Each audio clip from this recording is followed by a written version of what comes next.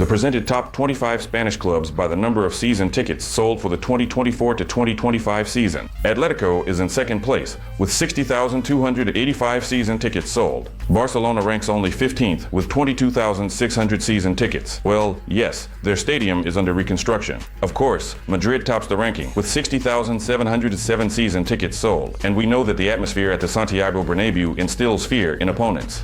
Also, in this episode, Benzema reacted ironically to Ronaldo choosing Mbappe over him. Brazil suffers another painful defeat. Real Madrid is unhappy with Vinicius Junior's recent interview, as well as with 5 players from Real Madrid who need to renew their contracts. The latest and important information is that Andre Lunin will remain in Madrid for another 4 years. The club has offered him a contract, and the goalkeeper is ready to sign it. Thus, we are securing the goalkeeper position for the coming years, as we have both Thibaut Courtois and Andre Lunin, who was planning to leave all summer and even part of the fall, but is now definitely staying. This is wonderful. Now, who else will Madrid be negotiating with in the near future, as their contracts are expiring? First and foremost, it is Dani Carvajal. He may be extended for a year, maybe 2. Next season, after Luka Modric's departure, he will definitely become the captain of Madrid. This player will certainly be useful to Madrid in the coming years. Vinicius Jr. has 3 years left on his contract, which is somewhat unexpected, but we have heard that the Brazilian wants a long-term agreement. He is very valuable, and Madrid will also re-sign Vinicius Jr. to ensure that he stays in Madrid for a long time. Yes, Thibaut Courtois, whose contract expires in 2026, will also re-sign for a longer term, so that we can be sure Thibaut Courtois will be with us for many seasons to come. Finally, there is an interesting situation with Mendy, whose contract expires in a year. Madrid also wants to re-sign him. It is unknown whether he will stay in Madrid or not, but if he does leave, it will not be for free. This is reasonable for the club's financial activities. As for who the Madrid team is rumored to sign in the near future, Hakimi was spotted with Mbappe at the academy on Tuesday in Madrid. And since we know Mbappe and Hakimi are friends, we know that Hakimi once played for Madrid, but not very successfully. Now Madrid fans believe that if Hakimi is coming to Madrid like this, then why not sign him? Only if he comes for free. When he is in form, he is magnificent. The problem is that he is too inconsistent. I know it's Paris Saint-Germain, and they hate us, but if he's set on coming back, I think it will make them agree to a deal next year. The problem is that he is not a direct substitute for Carvajal. Many do not realize how important Carvajal is. He can both defend and participate in building attacks, whereas Trent and Hakimi are both limited. Hakimi is a beast as a defensive fullback, while Trent cannot be relied upon to come back and save the situation in defense if necessary. Let's just think about it theoretically. Would you like Hakimi to return to Madrid, and how likely do you think that is? Share your thoughts in the comments. I would love to read them all.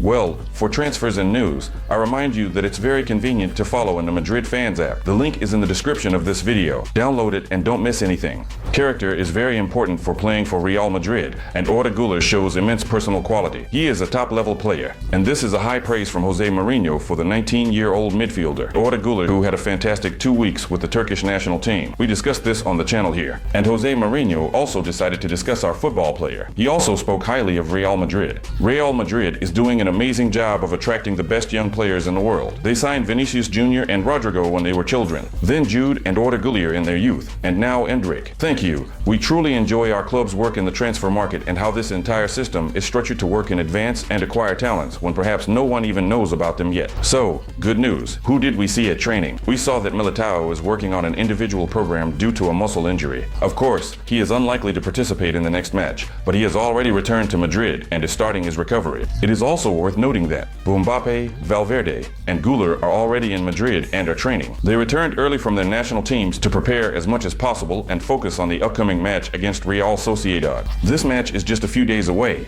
and it will be very, very tough. We have talked about this repeatedly. It's a tough away game. We have many injured players, and we have players coming back from international duty, but nevertheless, the odds for a Madrid victory, which I believe in and am betting on, are very good. I think this is a situation where we need to step up. Carlo Ancelotti will find a way to position the players on the field and get the most out of this match. We really need a win. The stakes are high. Let's play. Vini 100. This is a promo code for you. When you register, you will receive a really cool bonus if you also believe in victory and bet on Madrid's win. Yes, we are waiting for the return of both Vinicius Jr. and the Brazil national team to Madrid, but it seems he is facing a very tough and difficult conversation with the management of Madrid. Madrid. It's all because of that interview with the Brazilian, where he carelessly said that if racism continues, the 2030 World Cup should be taken away from Spain and not held there. This is exactly what the club is dissatisfied with, and it all comes down to finances. The year 2030, the World Cup final will take place at the Santiago Bernabeu, and that means huge money for the club. I have already said that Vinicius Jr. needs to be careful with his words when discussing certain topics, especially regarding such global issues that also touch on the club's interests. At the same time, racism is bad, and we fully support Vinicius Jr.